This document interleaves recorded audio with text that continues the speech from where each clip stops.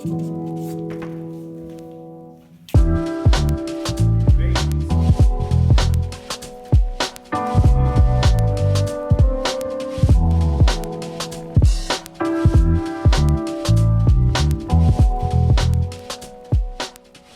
up, people? This is Yash Atishay, and I've been lately telling people a lot that your equipment is not important, camera doesn't matter. And a lot of people have been telling me, oh well, that's easy for you to say since you have all these fancy equipments, you have all these expensive cameras. And I was like, oh, maybe they are right, or maybe they're not. Well, there's only one way to find out. So last evening, I and my homie Rupak were going to shoot some social media videos. By the way, if you want to check out how did that video turn out, I'll leave a link here or a link in the description below. And I was like, Rupak, today's videos, I want to shoot them on my iPhone. And he was like, have you gone bananas? And I was like, no, I'm serious. We should shoot this on the iPhone. And he's like, well, you're the DP, so it's up to you. Do whatever you like. But just don't tell me a week later, we need to reshoot these videos. And I was like, yeah, you bet, bro. And well, it's famously said, audio is half the picture. So it's really important that no matter what device you're shooting on, you make sure you've got a good audio. And for audio, we used, well, this same lav mic which is tucked up to me right now. It is an Audio-Technica ATR3350, which is actually a great bang for your buck. It is a great lav mic for anybody who is looking into getting started. It is not very expensive and it gives a great value.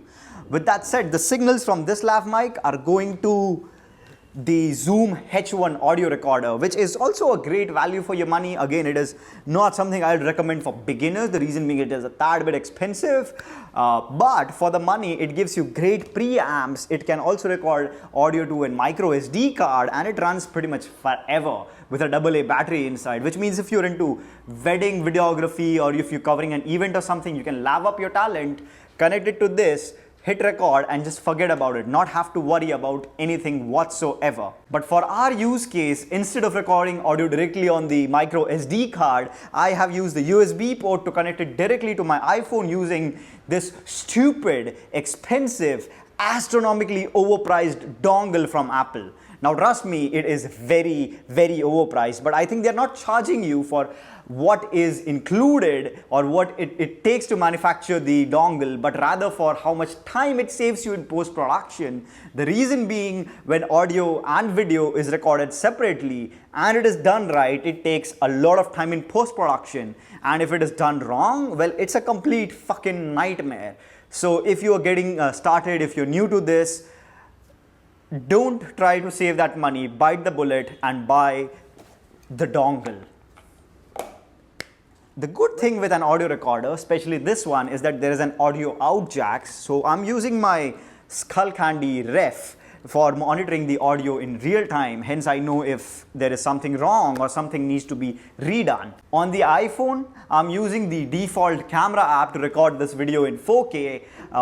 It gets the job done, I guess, and it is pretty good. But if you need, you can use an app called Filmic Pro. It is available for both Android and iOS, which gives you a lot more granular and manual controls over the footage that you get. So that will give you a lot more options in post-production if you're looking for.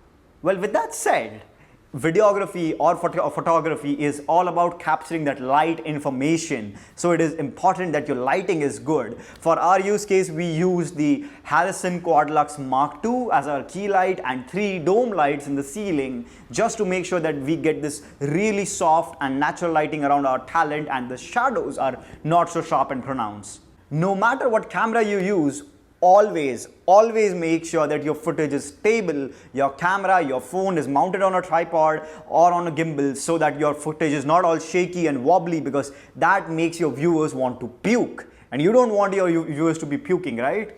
So for our use case, we have mounted the phone on an Amazon Basics 60-inch tripod, 60 or 50, something like that tripod. It is a great value for money. It is built out of aluminum, pretty rugged, pretty tough. Please don't try to hit it on a wall and test that out.